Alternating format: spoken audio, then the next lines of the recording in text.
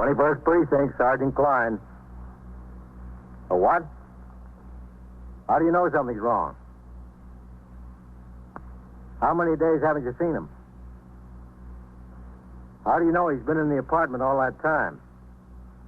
You are in the muster room at the 21st Precinct, the nerve center. A call is coming through. You will follow the action taken pursuant to that call from this minute until the final report is written in the 124 room at the 21st Precinct. Do you have a key to get in? What makes you sure it's been bolted from the inside? All right. I'll send the officers around to have a look. Where can they find you? All right. Just stay there. I'll send them right over.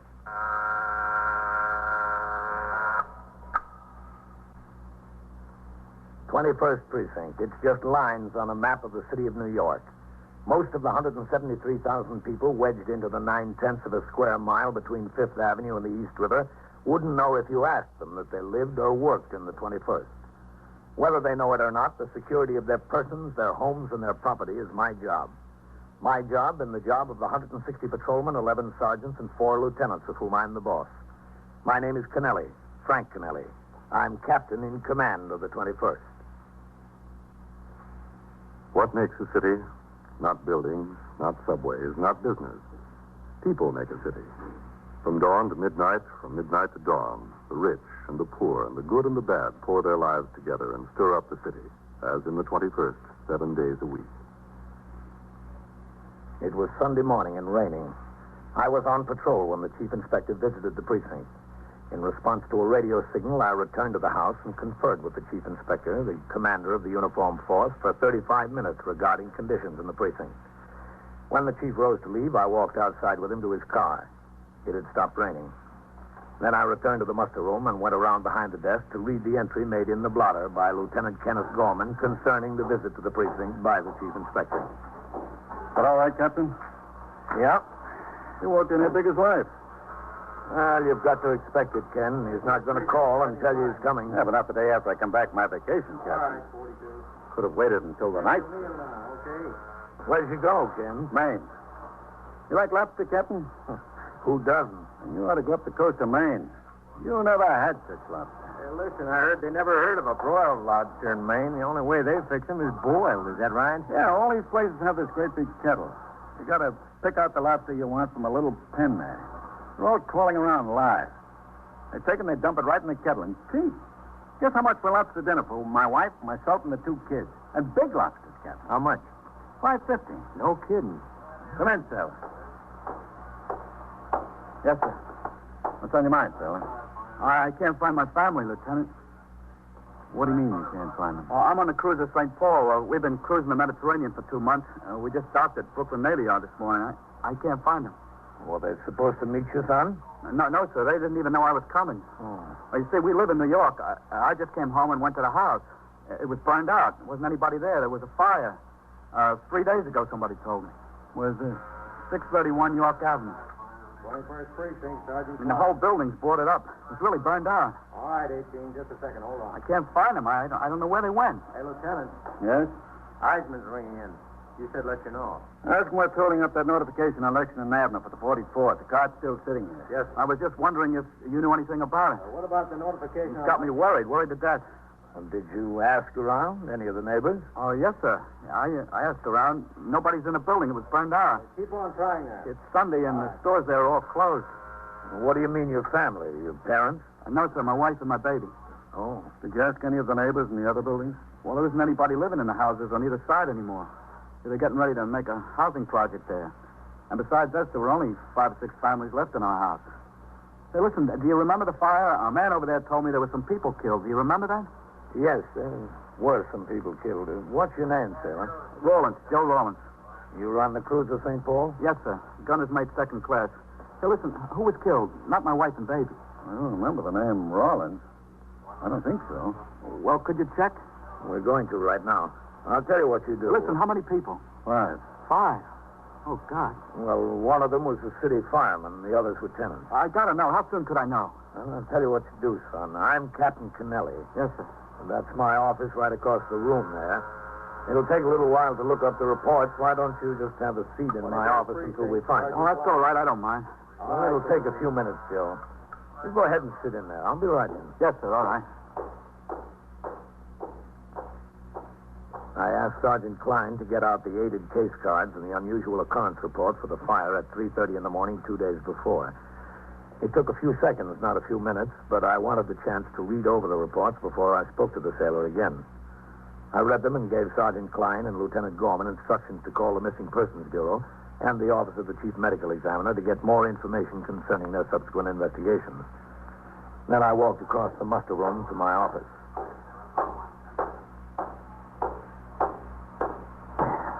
All right, Joe. Well, they weren't killed? Their names weren't listed among the victims. No Rollinses. Oh, man. Sit down, son. Yeah, thanks. Thanks a lot.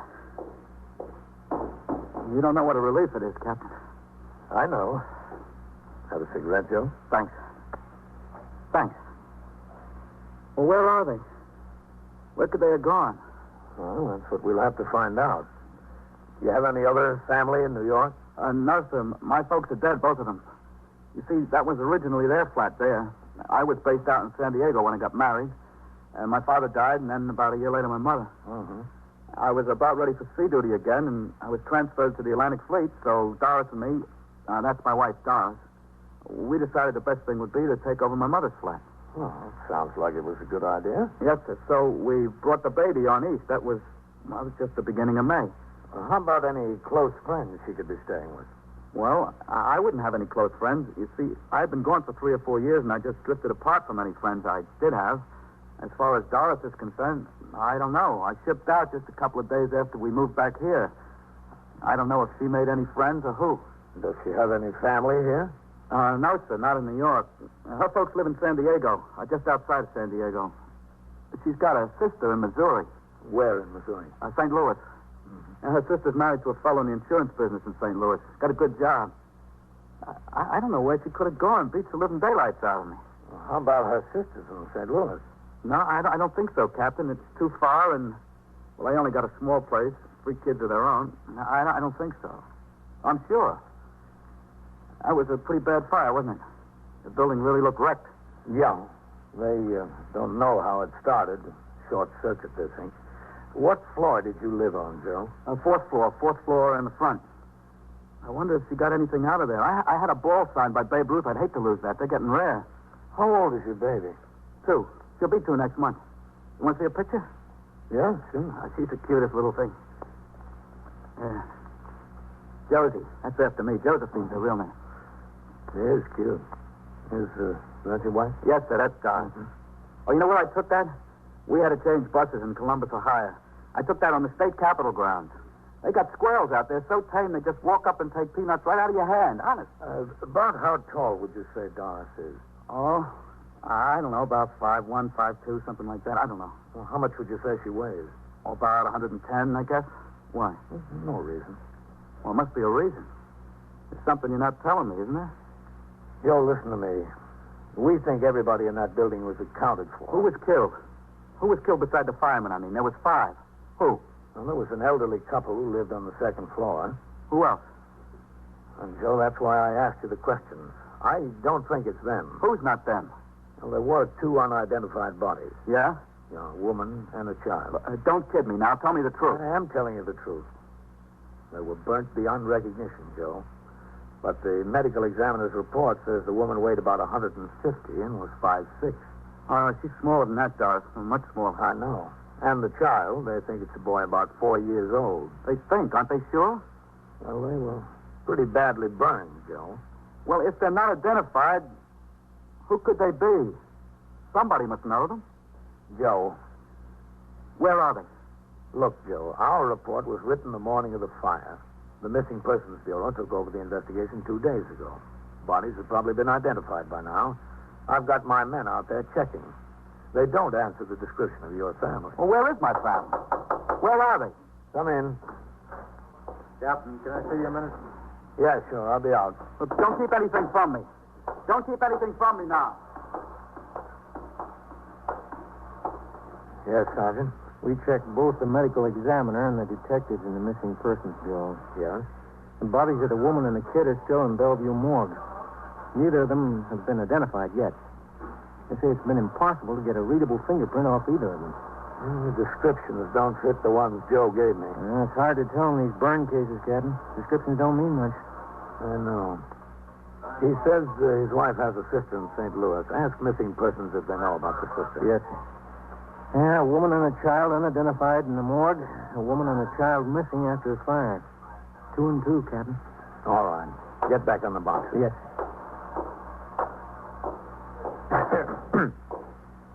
It's them, isn't it?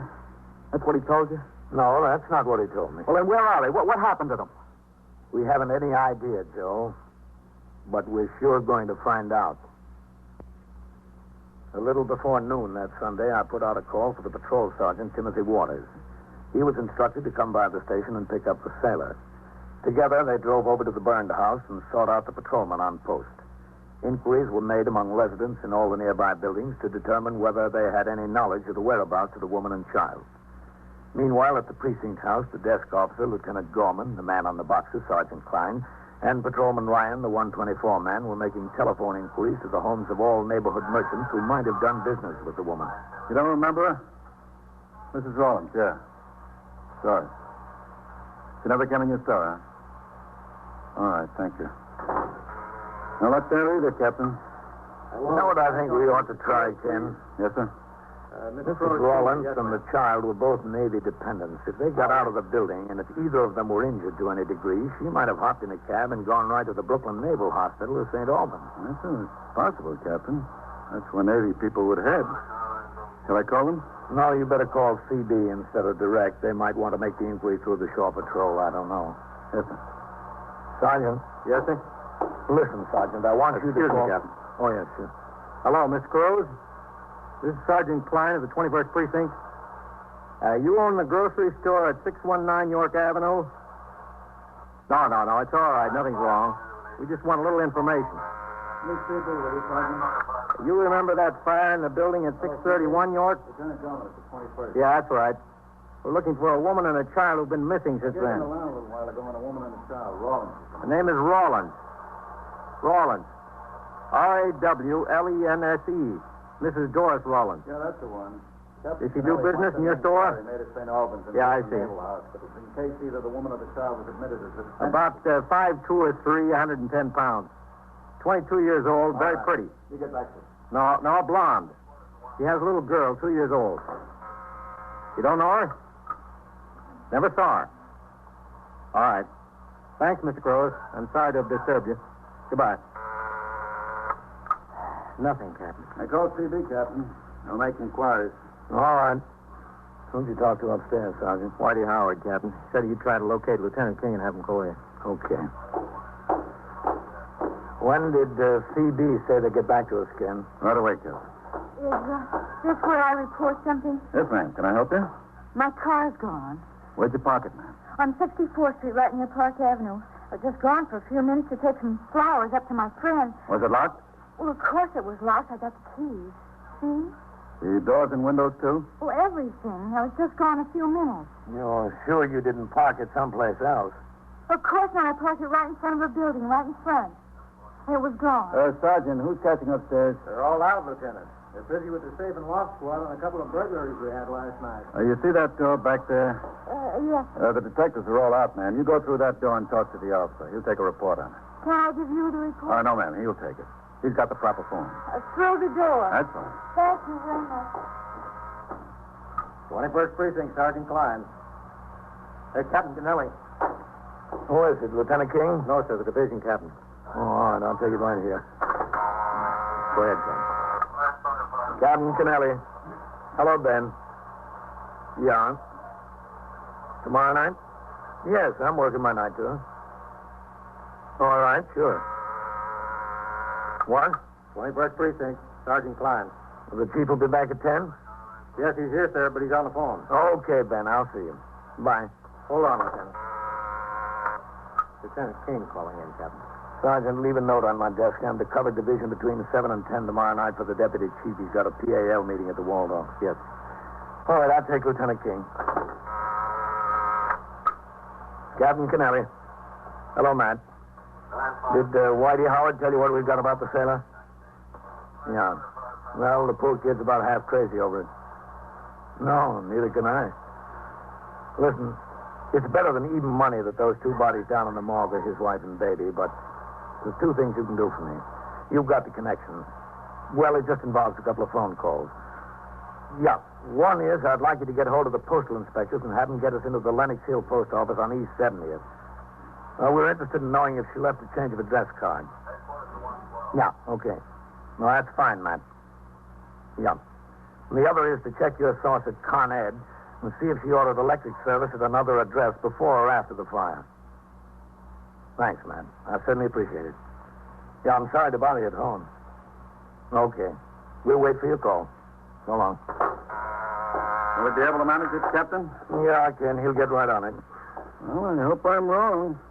But I think we're all just wasting a lot of time. In another half hour, Sergeant Shea returned to the station house with Joe Rollins. The sailor stood by dejectedly as Sergeant Waters reported to me that he and the patrolman on post had interviewed tenants, neighbors, and merchants. They all knew Mrs. Rollins and the child on sight. Some had recalled seeing them on the afternoon and morning before the fire. Not one remembered seeing them on the street during the fire. More important, not one remembered seeing Mrs. Rollins the afternoon following the fire, when most of the tenants gathered at the scene in the hope of salvaging some of their belongings. Sergeant Waters resumed patrol and left Joe Rollins sitting in my office. I read accumulated reports and approved the list of cabarets to be inspected by the patrol sergeant that night. Ellen called, and I made arrangements to meet her in Midtown for dinner. Then I went back to reading and signing reports. Finally, the sailor raised his head. Captain, Yes, Joe? where they got them? And where have they got what? The bodies. Oh. At the morgue, Bellevue. I want to look at them. They're burned beyond recognition, Joe. I want to see them. I want to see if they're mine. Wouldn't do you any good. I want to see them. I can tell. Missing Persons Bureau says there's only one possibility. That's to send to San Diego to our old dentist and get a chart of the work she's had done. They'll wire the dentist the first thing in the morning. But I can't wait that long. I want to see them now. All right, Joe. I'll take you to see them. I went out into the muster room and told Sergeant Klein to radio for Patrolman Farrell to drop his recorder on post and drive the car to the precinct house. Lieutenant Gorman told me that CB had called back to report that neither Mrs. Rollins nor the child had been admitted to St. Albans or Brooklyn Naval Hospitals. There was no word yet on the two important lines sought after by Lieutenant King, commander of the 21st Detective Squad. When the car arrived, Patrolman Farrell drove us down to the Bellevue morgue. On the way in, we were met by Detective Anthony Trinker of the Missing Persons Bureau. Detective Trinker had handled the investigation of this case along with the office of the Chief Medical Examiner. He took us inside the mortuary. Joe's face was firm and expressionless.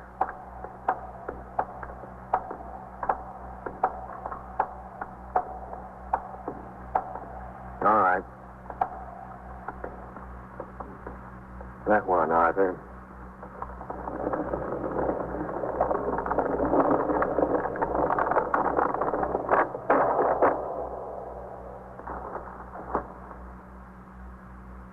Okay, Arthur.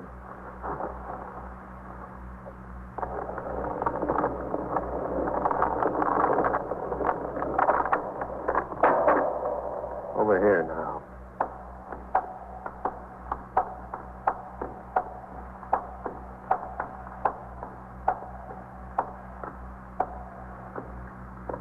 All right.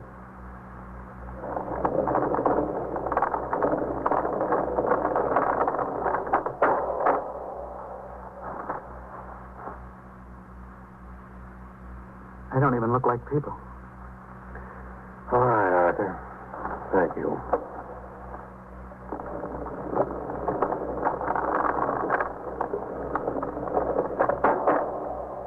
Let's go this way, huh? Not even like people. This was your idea, Joe.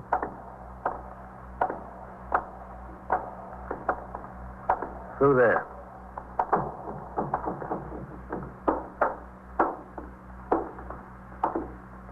Have a seat over there. Captain. Thanks, Tony.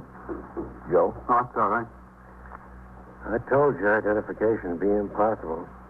I don't even know if we can identify the woman through dental charts or x-rays. As far as the child's concerned, we can't even tell for sure whether it's a boy or girl. That's how bad things are. Tony, you estimated the weight of the woman at 150 or so and the height 5'6". The child you said was about 4 years old, probably a boy. Those descriptions don't match up with Joe's family. I know they don't. The burn cases can have peculiar results. Some of the victims appear larger, some smaller, some the same size. It depends on a lot of factors. Look, I don't care about facts. Just give me facts. That's all, facts. You want it straight, Joe? I've been asking for it straight. All day I've been asking for it straight. Nobody gives me an answer without a hedge. All right. It's as simple as this. If that isn't your family, where are they? I can answer that one. I know where they are.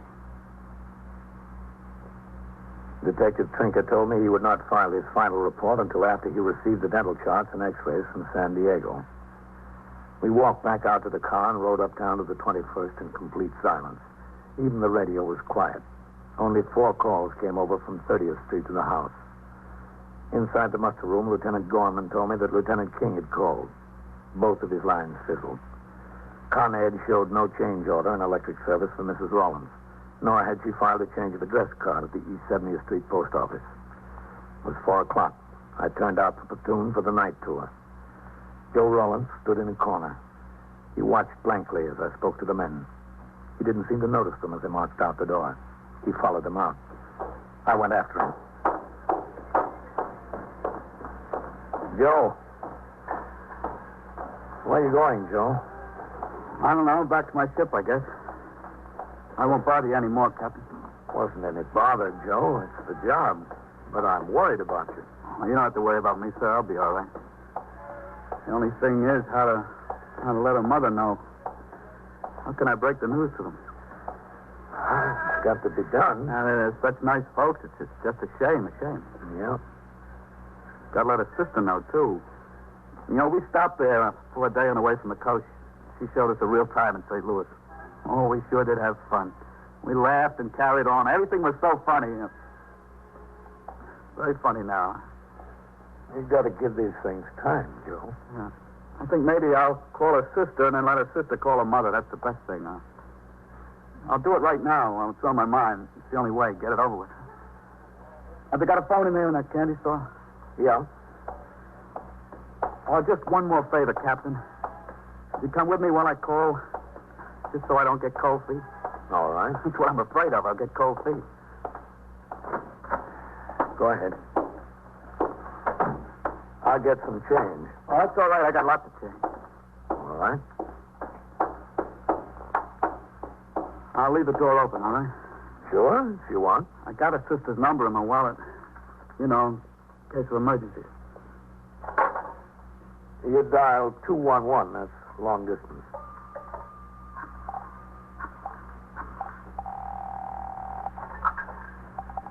Your call, please. I want to call St. Louis, Missouri. Evergreen 9970. St. Louis, Missouri, route. What number are you calling from, please? Eldorado 5 4599. 3155 tandem, dial 2 letters plus the number. I don't know how I'm going to say it, Captain. Deposit $1.50 for 3 minutes, please. Yes, ma'am. 25,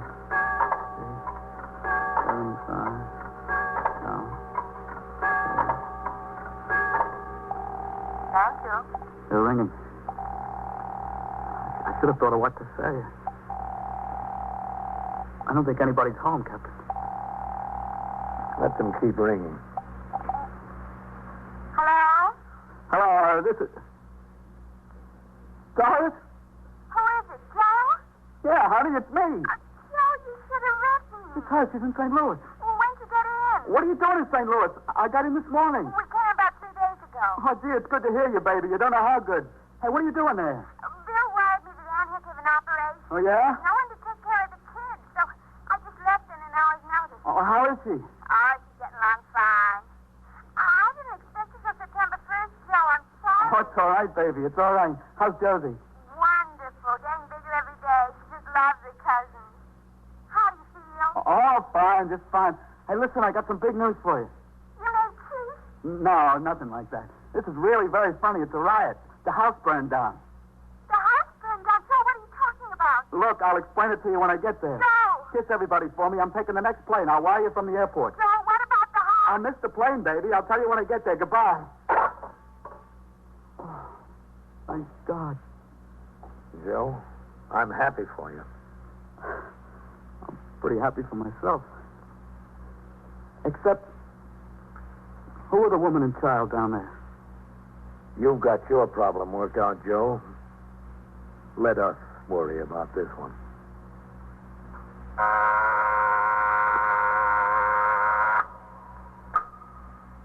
21st Precinct, Sergeant Klein. A truck ran into what? A store? Where is it? Where? 622? Speak into the phone, please. Did it jump the sidewalk? Is anybody hurt? How many people are hurt? Speak a little louder, will you, please? What did he do? And so it goes, around the clock, through the week, every day, every year. A police precinct in the city of New York is a flesh and blood merry-go-round. Anyone can catch the brass ring, or the brass ring can catch anyone. 21st Precinct, a factual account of the way the police work in the world's largest city, is presented with the official cooperation of the Patrolmen's Benevolent Association, an organization of more than 20,000 members of the Police Department, City of New York. Everett Sloan in the role of Captain Kennelly, John Sylvester as Joe. Featured in tonight's cast were Jean Gillespie and Angie Strickland, Lawson Zerbe, Santos Ortega, and Bob Simon. Written and directed by Stanley Niss, produced for CBS Radio by John Ives. Art Hannes speaking.